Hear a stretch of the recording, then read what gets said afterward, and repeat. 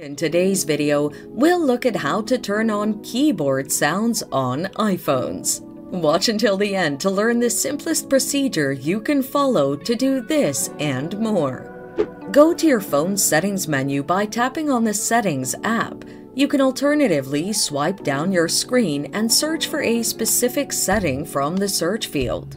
Once in the Settings menu, scroll down to Sounds and Haptics, tap the option, and head to Keyboard Feedback on the resultant page. This will reveal two options, Sound and Haptic. Toggle on the button on the far right of the Sound option to turn on keyboard sounds. The toggle switch will turn green when on. Does switching between different sound modes affect the keyboard sounds? Of course, yes. Switching your iPhone to silent mode will cancel any possible sound your phone generates, including the keyboard sounds.